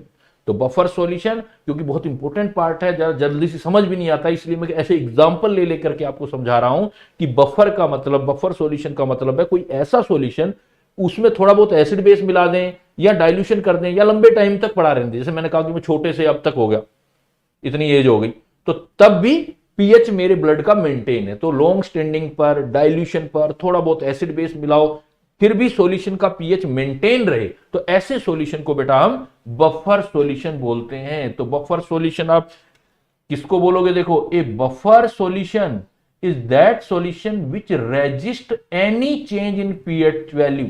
आपने एसिड बेस्ड चीज यूज की, आपने कोल्ड ड्रिंक पिया, लेकिन जो उस कोल्ड ड्रिंक की एसिडिटी थी वो गई, एसिड गया आपके ब्लड में, लेकिन उस सॉल्यूशन ने उसके इफेक्ट को खत्म कर दिया, रेजिस्ट कर दिया और अपना पीएच कांस्टेंट रखा। तो a buffer solution is that solution which resist any change in pH on addition of, ये चीजें ध्यान रखनी, small amount of acid and base. although the pH of buffer change, but change in pH will be less than a solution which is not a buffer. Although the pH of buffer changes, but change in pH will be less than a solution which is not buffer. होता है कहता है, लेकिन वो negligible change होता है, resist करेगा तो ऑलमोस्ट कांस्टेंट रखता है, चेंज आएगा लेकिन वो कुछ ऐसी रिएक्शन करेगा कि ऑलमोस्ट कांस्टेंट रखेगा। तो ऐसे कुछ सॉल्यूशन होते हैं, उसको हम बफर सॉल्यूशन बोलते हैं। तो सिंपली आप क्या लिख सकते हो बफर सॉल्यूशन? बफर सॉल्यूशन को क्या बोल सकते हो? सॉल्यूशन विच मेंटेन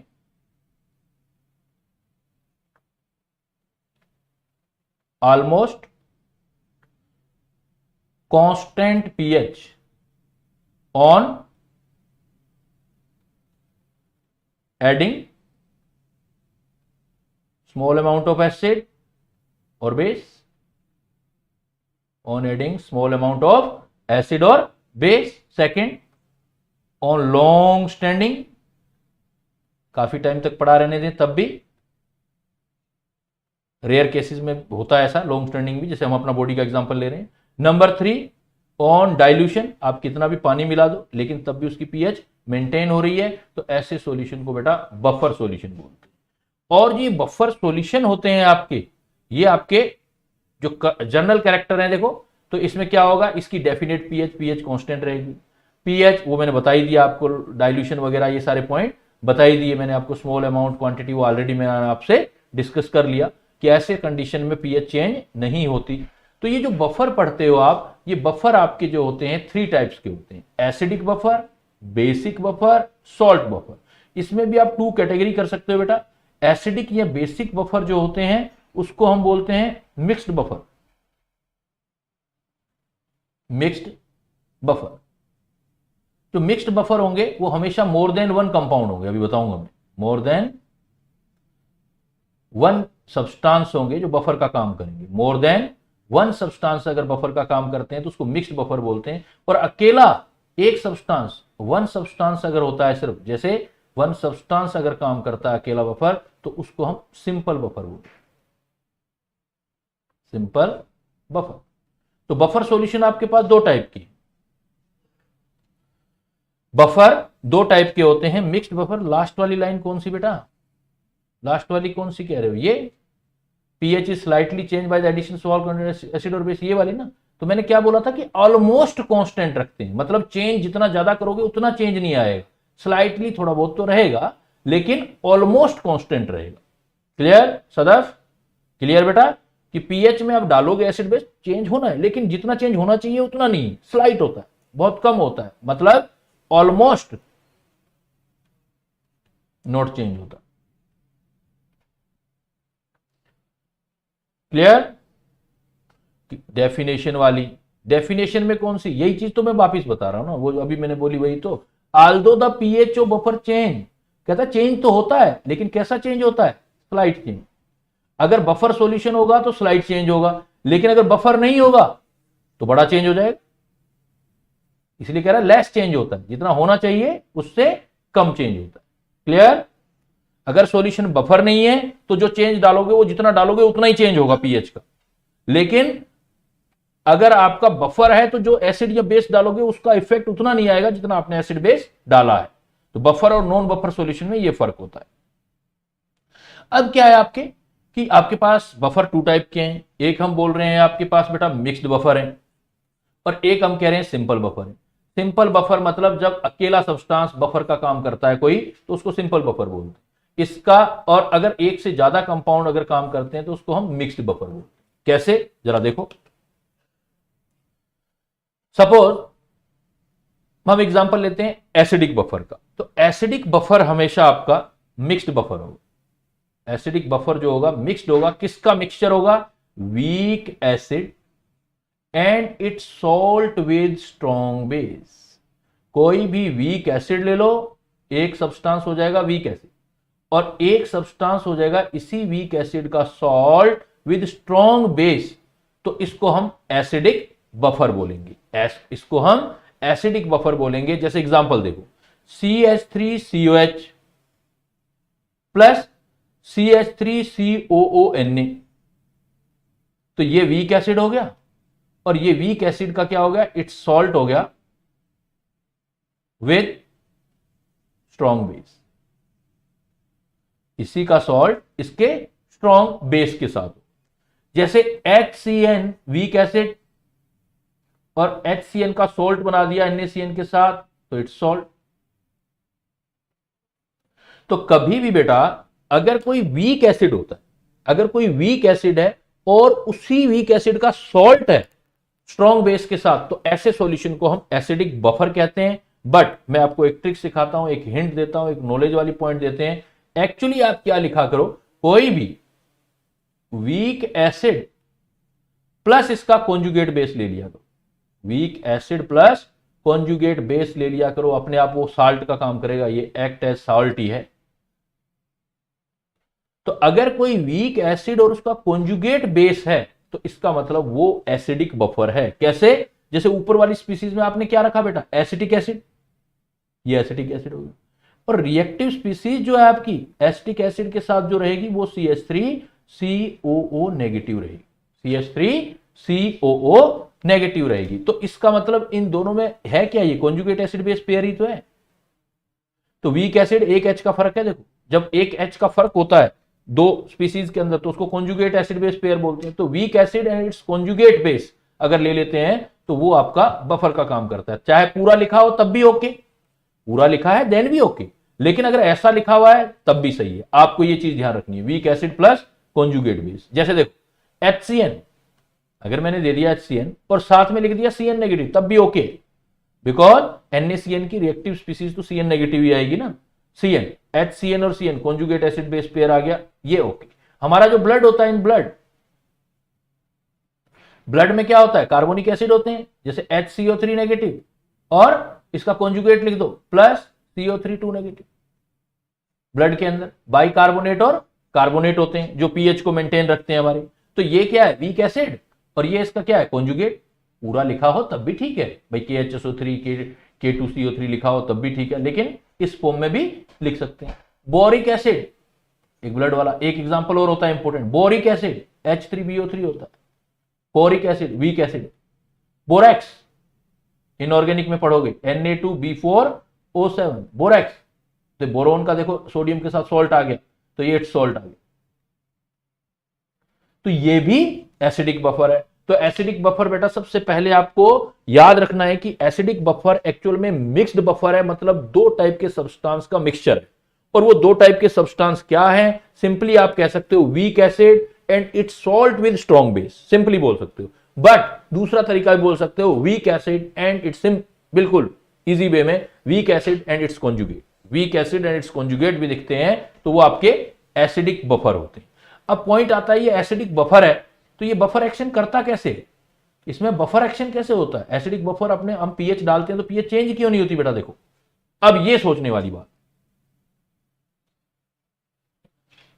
कॉन्जुगेट का मतलब बेटा होता है कि किसी भी स्पीसीज में अगर एक H, मैं ये कहना चाहता हूं कि मैं ये लिख दूं ना CH3CONA तब भी सही है, ये वीक एसिड हो गया, it's salt with strong base हो गया, Na पॉजिटिव। अगर Na हटा भी दूं तो बाकी जो चीज बच जाएगी ना वो लिख दो तो वो भी सही है, तो कॉन्जुगेट ही तो है। अभी पिछला ब्रोंस्टेड कंसेप्ट करके आए हो, कोई भी स्पीसीज और उसमें एक H का फर्क हो, जैसे CH3CO नेगेटिव और CH3COH में एक H का फर्क है, तो ये कॉन्जुगेट एसिड बेस पेयर हो, इसको कॉन्जुगेट बोलते हैं, पिछली क्लास ही तो पढ़ी है। तो ये भी ठीक है, एक्चुअल में होता ही बफर वही है, कोई भी वीक एसिड और उसका कॉन्जुगेट। कॉन्जुगेट क्या बनाएगा, सॉल्ट बनाएगा, Na जोड़ दोगे तो सॉल्ट हो जाएगा, Na हटा दोगे तो CH3CO नेगेटिव हो जाएगा। क्लियर? हाँ शिवानी दीदी क्लियर हो गया? और बताऊं इसके बारे में, कॉन्जुगेट के बारे में। कॉन्जुगेट देख के घबरा गई, पता नहीं क्या आ गया, है ना। देखो अब बेटा इसके अंदर क्या है कि सपोज हम बफर एक्शन देखते हैं, मतलब बफर एक्शन का मतलब यह है कि अगर हम एसिड और बेस मिला देते हैं थोड़ा, लेकिन पीएच चेंज क्यों नहीं हो पाता, इसका मतलब कुछ केमिकल रिएक्शन होती होंगी अंदर बेटा।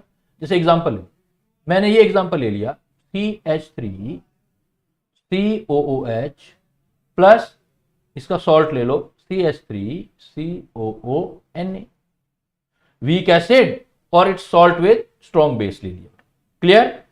अब इसको प्रैक्टिकली सोचो, अगर आप पानी में डालोगे इन दोनों को तो क्या होगा जरा सोचो। सपोज मैंने एक वेसल्स लिया, अब ध्यान से देखना, यहां केमिस्ट्री है बेटा, रटने का काम नहीं, केमिस्ट्री है। इसके अंदर मैंने क्या डाला, एक तो वीक एसिड डाला, तो मैं एज्यूम करूंगा वीक एसिड का मतलब ये बहुत कम आयोनाइज होता है, तो इसी फॉर्म में रहेगा ज्यादातर CH3। तो CH3COH, CH3COH, CH3CONA, तो CH3COOH। बुरा लगता है बेटा, नहीं बोलूंगा आगे, कोई बात नहीं, बुरा नहीं लगना चाहिए, स्टूडेंट बोल दूंगा, शिवानी स्टूडेंट। CH3COH अगर आप वाटर में डालोगे तो CH3COH यहां रख दोगे आप, CH3COH, इसका मतलब ये वीक एसिड है, तो अप्रोक्सीमेट हम ये कहते हैं कि ये बहुत कम आयोनाइज्ड होता है ना। अब क्या है, CH3COONA ये सॉल्ट है, तो सॉल्ट में क्या एज्यूम कर सकते हैं कि जब वाटर में आप इसको डालोगे तो किस फॉर्म में जाएगा बेटा, ये CH3COO नेगेटिव और प्लस Na पॉजिटिव, ये CH3COH, CH3CO नेगेटिव और Na पॉजिटिव, ये चीज है। अब अगर ये तीनों सॉल्यूशन के अंदर है, सपोज आपने क्या किया, थोड़ा सा एसिड मिला दिया, H पॉजिटिव मिला, अब ये H पॉजिटिव जा रहा है सॉल्यूशन के अंदर, सोचो क्या होगा इसके साथ।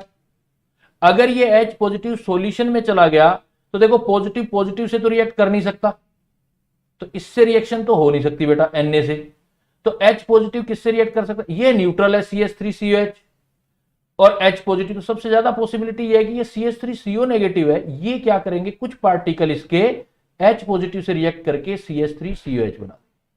तो आपने इवन थोड़ा बहुत अमाउंट H पॉजिटिव डाला, थोड़ा डालना बेटा, लिटिल अमाउंट, अगर H पॉजिटिव लिटिल अमाउंट डालोगे तो CH3CO नेगेटिव H पॉजिटिव से रिएक्ट करके CH3COH बना देगा, और सॉल्यूशन में आपको H पॉजिटिव नहीं दिखाई देगा, इसलिए pH में फर्क नजर नहीं आएगा।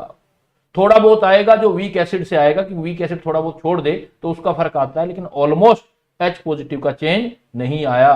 तो आप क्या बोलोगे कि अगर किसी ऐसे में वीक एसिड और इसके सॉल्ट में H पॉजिटिव डालते हैं, तो लिटिल अमाउंट H पॉजिटिव डालते हैं, तो इफेक्ट क्यों नहीं आता, बिकॉज नेगेटिव आयन जो होते हैं वो H पॉजिटिव से रिएक्ट करके CH3COH बनाने लग जाते हैं। क्लियर, H पॉजिटिव का इफेक्ट सॉल्यूशन में नहीं आया। इंपॉर्टेंट टॉपिक है, बच्चों के जो परेशान हो जाते हैं, समझ आता ही नहीं है, ध्यान से समझ लेना, किताबों से पढ़ पढ़ के पागल हो जाते हैं, समझ ही नहीं आती बात, तो इस तरीके से होना है। H पॉजिटिव जाएगा, लेकिन जितना H पॉजिटिव जाएगा वो CH3CO से रिएक्ट करके ऑलमोस्ट CH3COH बना देगा, इसलिए सॉल्यूशन में H पॉजिटिव आयन का इफेक्ट नहीं आया। अगर मैं इसमें ये कर दिया आपने एडिंग एसिड का, एडिंग एसिड, अगर आपने एडिंग एसिड की बजाय एडिंग कुछ बेस कर दिया तो देखो रिएक्शन क्या होगी। अगर मैं बेस कर देता हूं, कुछ मैं बेस मिला देता हूं बेटा, इसमें बेस मिला दिया मैंने, adding of small amount of base कर दिया, एडिंग बेस, अगर कुछ अमाउंट बेस कर दिया ऐड, तो मतलब OH नेगेटिव मिला दिया, तो OH नेगेटिव मैंने सपोज मिलाया, तो उसके साथ क्या होगा देखो।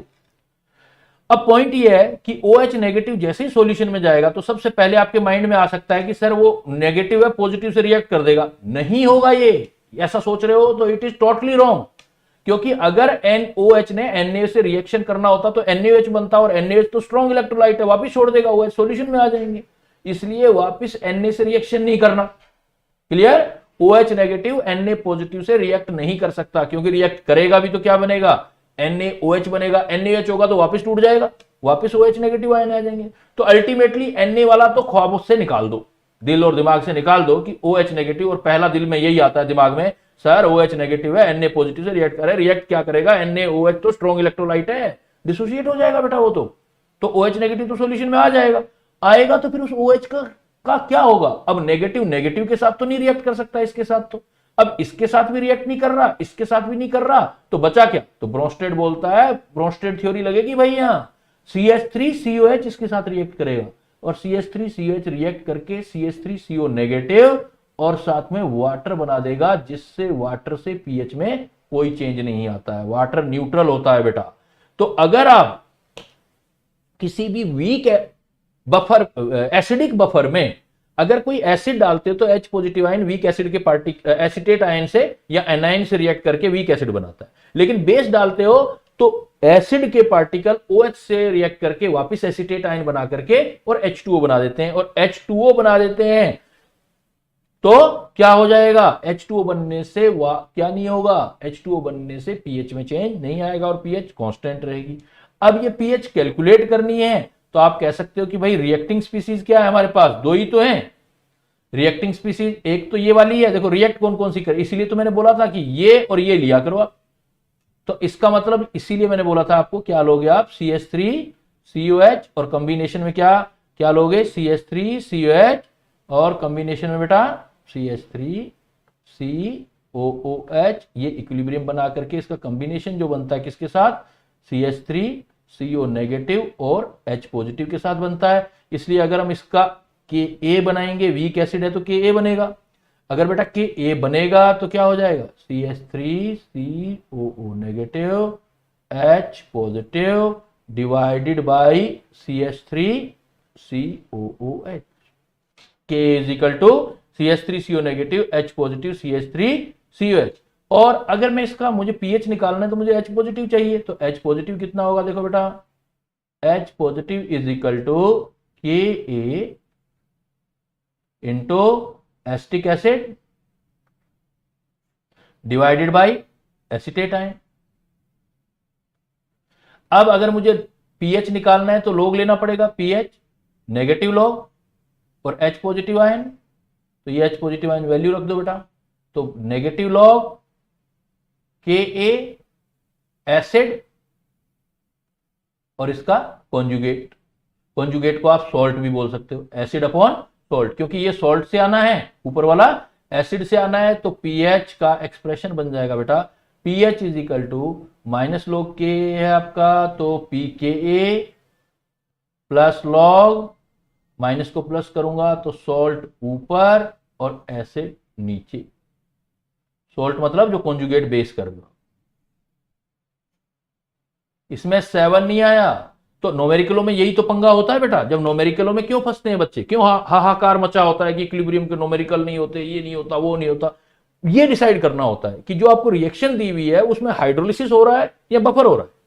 अगर मेरे पास वीक एसिड और उसका कॉन्जुगेट पड़ा है तो इसका मतलब सॉल्यूशन में मैं हाइड्रोलिसिस नहीं बनाऊंगा, मैं बेटा बफर का यूज करूंगा। फार्मूलों में दोनों में चेंजेस है, जितने भी हाइड्रोलिसिस के फार्मूले किए थे आपने 7 आया था उसमें, लेकिन बफर वाले में 7 नहीं आ रहा। pH is equal to pKa plus log salt upon acid, pH is equal to pKa upon log की कंसंट्रेशन, सॉल्ट की कंसंट्रेशन अपॉन एसिड की कंसंट्रेशन से आप pH निकालो। तो अभी मैंने बोला था कि भाई अप्रोक्सीमेट चेंज होता है, ये है वो अप्रोक्सीमेट चेंज, सॉल्ट और एसिड की कंसंट्रेशन में ये चेंज जो होता है, जितना आप डालते हो उतना चेंज नहीं आता, लेकिन इतना चेंज आता है, इसलिए हम इसको बोलते हैं pH। दो चीजें पूछते हैं बेटा हम यहां पर एग्जाम में, दो चीजें पूछता है, एक कहता है pH रेंज, pH रेंज मतलब जहां तक बफर एक्शन, कहां तक बफर एक्शन होगा। आपने अभी बोला था कि थोड़ा बहुत एसिड बेस मिलाया जा सकता है, तो बफर एक्शन कहां तक होगा, तो उसमें आप क्या कर सकते हो, जो सॉल्ट और एसिड की कंसंट्रेशन का रेशियो है वो 10:1 से 1 to 10 रेशियो तक ले जा सकते हो। इक्विलिब्रियम मिक्सचर में 10:1 रेशियो से 1/10 रेशियो ले जाना है। तो pH रेंज एग्जाम में पूछेगा, pH रेंज, तो क्या आंसर देंगे, देखो pH range for buffer action, तो pKa प्लस लॉग, अब ये तो हम अभी फार्मूला पढ़ा सॉल्ट अपॉन एसिड, अगर बेटा सॉल्ट अपॉन एसिड की वैल्यू 10 ले लूंगा तो log 10 की वैल्यू 1 या -1, 1/10 रखूंगा, तो pKa प्लस -1 तक आप चेंज, इतना चेंज करोगे तो उसको मेंटेन कर सकता है। कोई भी बफर एक्शन सॉल्ट और एसिड के इस रेशियो तक मेंटेन कर सकता है। pH is equal to pKa plus -1। ज्यादा यहां आपने डेप्थ में नहीं जाना, no need to go in depth for this example. Only remember that कि आपसे अगर पूछे कि एज एग्जाम्पल कोई एसिडिक बफर है, एसिडिक बफर है आपके पास, उसकी pKa वैल्यू जो है सपोज 4.75 है, pKa वैल्यू 4.75 है, तो इसका बफर एक्शन में pH रेंज क्या है, बस ऐसे याद रखना, ऐसा ही क्वेश्चन आएगा आपके लिए, pH रेंज क्या आएगा, तो pH रेंज इसकी क्या हो सकती है, 4.75 है, तो इतना चेंज करो, यूनिट आप बढ़ा दोगे या यूनिट कम कर दोगे, इतना अगर P चेंज कर दोगे तो उसको मेंटेन कर देगा। तो pH चेंज क्या लिखोगे, यूनिट कम कर दो या यूनिट बढ़ा दो, तो 3.75 से 5.75।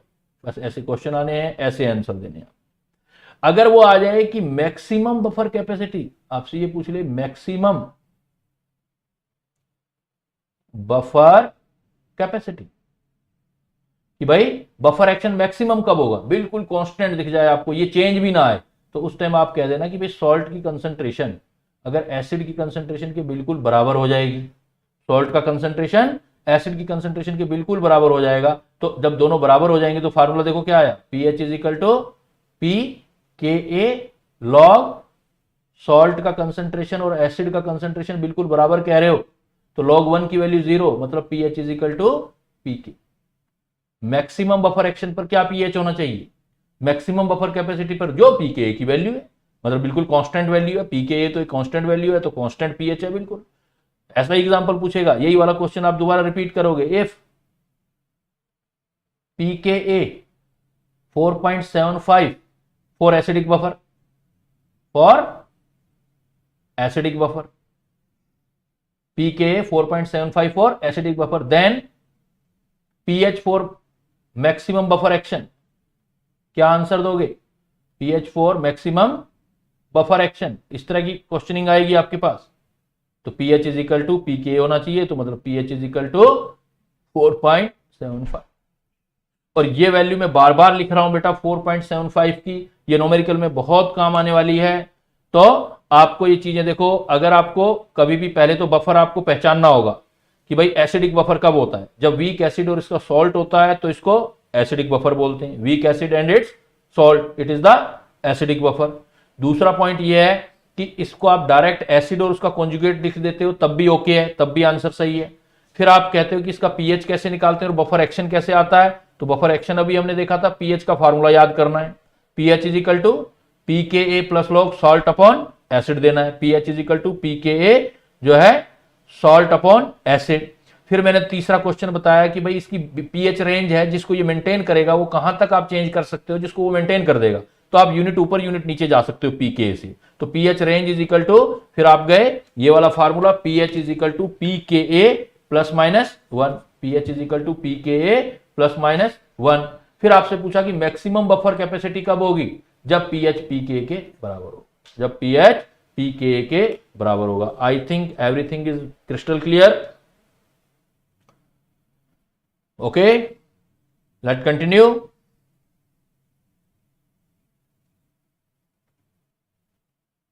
क्लियर है बेटा, किसी को कोई डाउट तो नहीं है। ये हमारे पास एसिडिक बफर था।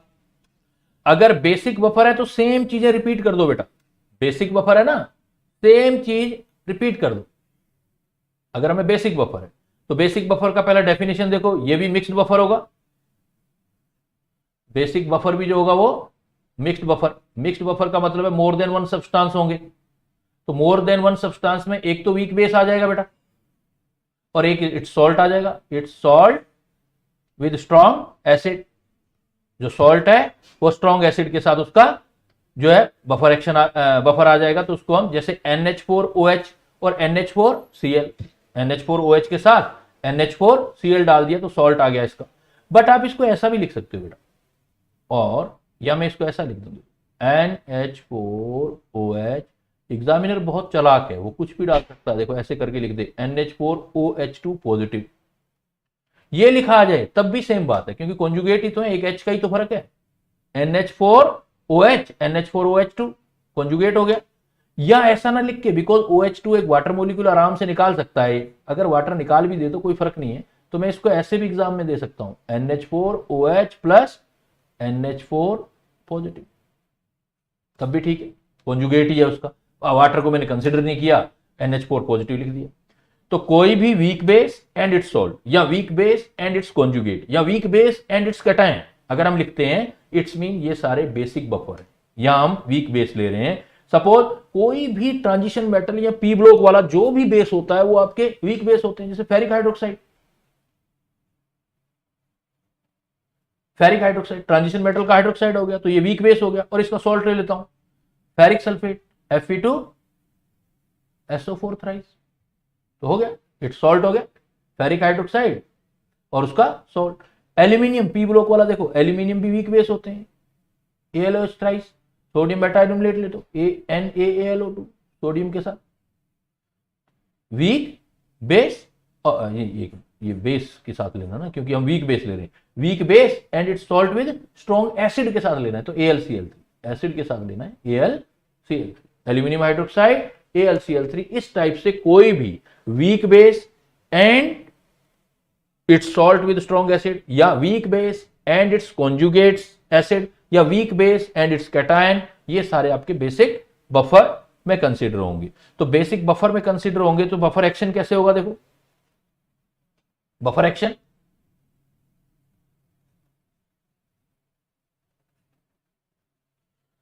अब बफर एक्शन में अब अपना दिमाग लगाओ बेटा। मान लो मैंने ये वाला एग्जांपल ले लिया, NH4OH प्लस NH4Cl, तो बफर एक्शन क्या होने वाला है सोचो जरा। इसका मतलब अगर आप सॉल्यूशन में लोगे, ये आपके पास कोई सॉल्यूशन है किसी बॉक्स में, और इस सॉल्यूशन में आपने यहां रख दिया NH4OH, अमोनियम हाइड्रोक्साइड, एक वीक बेस है, ये तो ऐसा ही रहेगा, वीक है तो बहुत कम आयनाइज्ड होगा, मतलब इस फॉर्म में रहेगा, प्लस और क्या हो सकता है, सॉल्ट डिसोशिएट होगा, NH4 पॉजिटिव और प्लस Cl नेगेटिव। ये मेरे पास सॉल्यूशन में ये पड़ा, और ये एक बफर सॉल्यूशन है बेटा।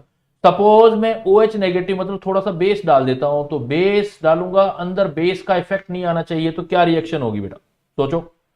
OH नेगेटिव डालूंगा और अंदर सॉल्यूशन में OH नहीं आना चाहिए, तो क्या रिएक्शन हो सकता है, इसका मतलब OH नेगेटिव Cl नेगेटिव से तो रिएक्ट नहीं कर सकता।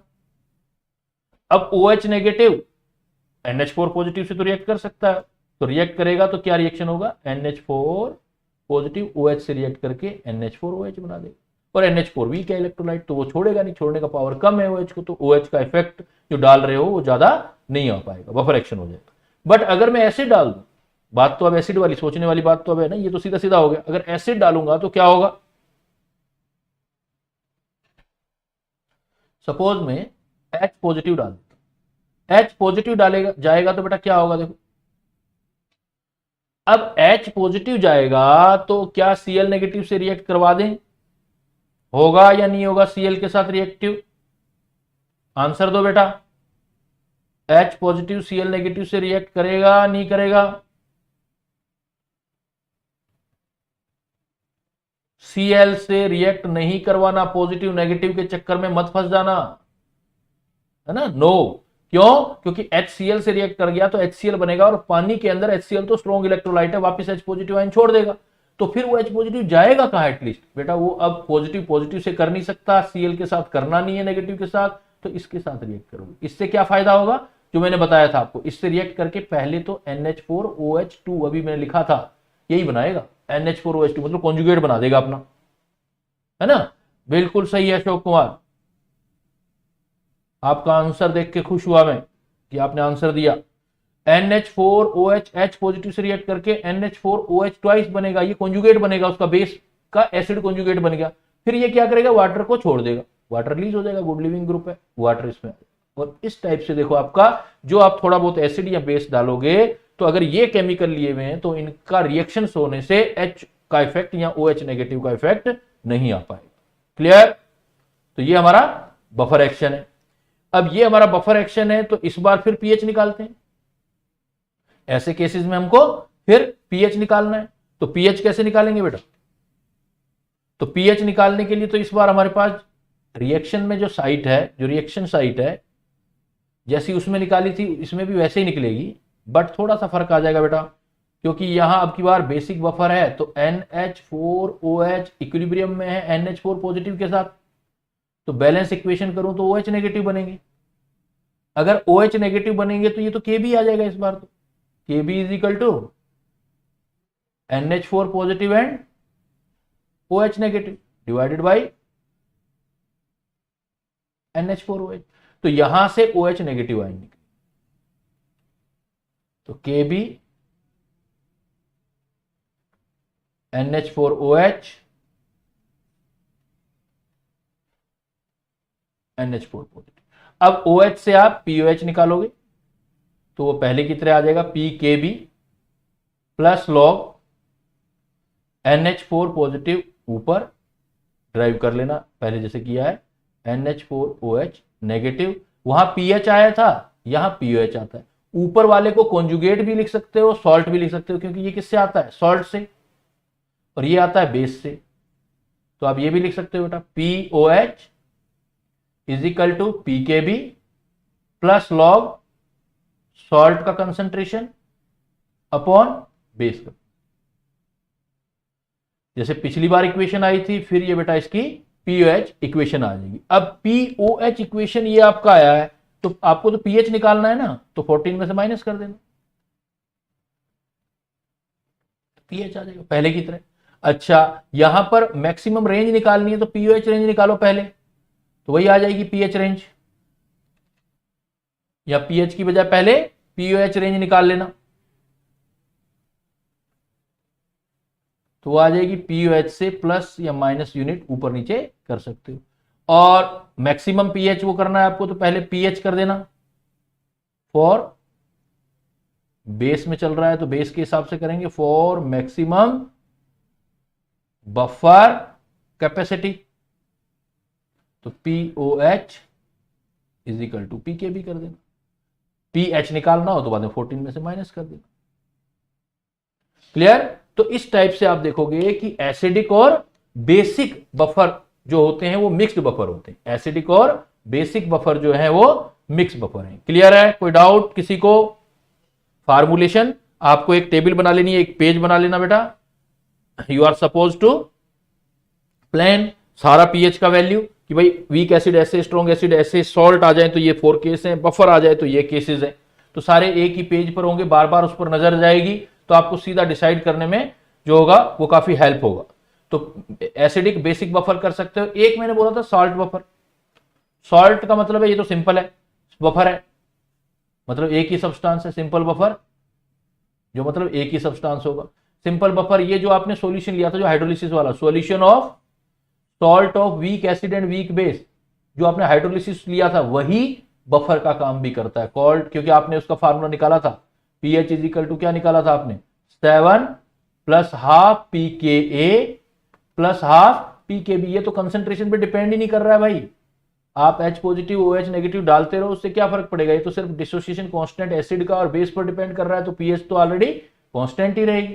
तो ये पीएच जो है वो भी आपका मेंटेन रहेगा।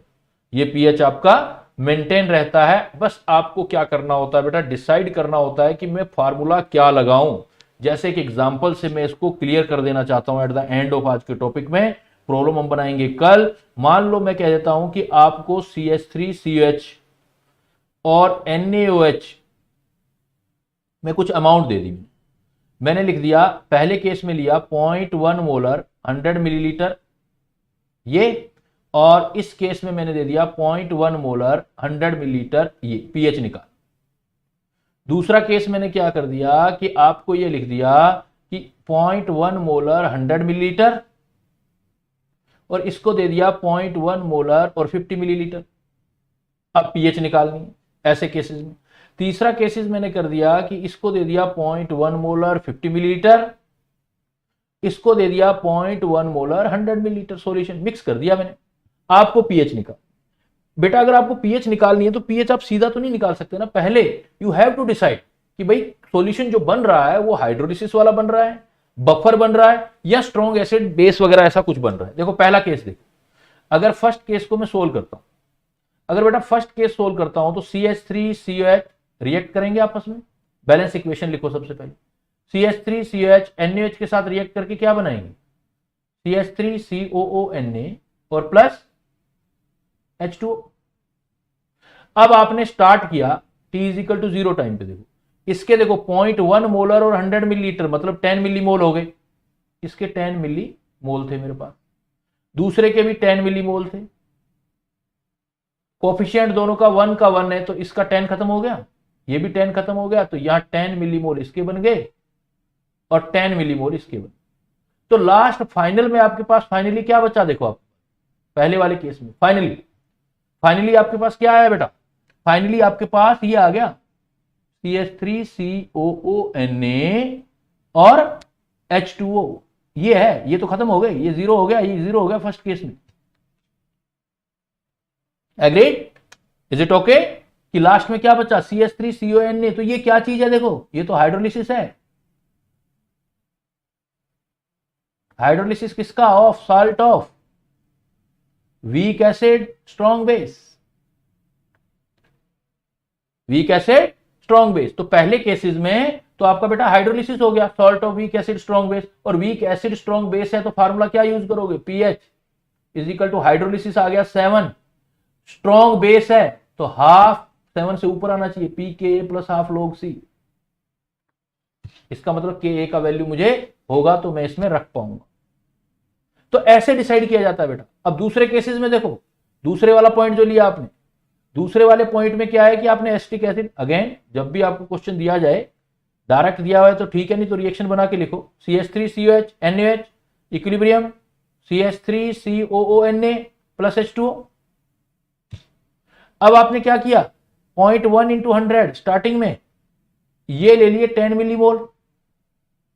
NaOH देखो कितना है, 0.1 इंटू 50, ये तो 5 मिलीमोल ही हुए। स्टार्टिंग में ये 0 था, ये 0 था, रिएक्शन हुआ बेटा, तो अब लिमिटिंग रीजन लगाना पड़ेगा ना। ये 10 के 10 तो खर्च नहीं कर सकता क्योंकि इसके पास 5 ही है, तो ये 5 खर्च करेगा तो ये भी 5 खर्च करेगा, इसके 5 बन जाएंगे, इसके 5 बन जाएंगे वाटर के, तो ये 0 हो गया, नहीं 5 आ गया, ये 5 आ गया, ये 0 हो गया और ये भी 5 आ गया। तो क्या बचा देखो आपके पास, आपके पास क्या आ रहा है, एसिटिक एसिड आ रहा है देखो। तो लास्ट में फाइनली जिसके मोल बच गए वही चीज है, देखो ये बच गया और ये बच गया, तो ये क्या चीज है आपके पास, CH3COOH प्लस CH3CONa। तो क्या रहा बेटा देखो, उसी सॉल्यूशन में डेटा चेंज होने से CH3COH वीक एसिड हो गया और इट्स सॉल्ट हो गया, weak acid and its salt आ गया बेटा। तो weak acid and its salt आ गया तो बफर हो गया। तो पहला केस निकला आपका एसिडिक हाइड्रोलिसिस, ये हाइड्रोलिसिस ऑफ सॉल्ट और वीक एसिड स्ट्रॉन्ग बेस। दूसरा केस अगर दूसरे में देखें तो ये तो बन गया एसिडिक बफर। तो एसिडिक बफर है तो अब इसका पीएच निकालने के लिए फार्मूला एसिडिक बफर वाला लगाना पड़ेगा, मतलब पीएच इज इक्वल टू क्या था, हाफ क्या था, पी के ए प्लस लॉग सॉल्ट का कंसेंट्रेशन अपॉन एसिड का, ऊपर वाला ये फार्मूला लग गया पीएच। तो अब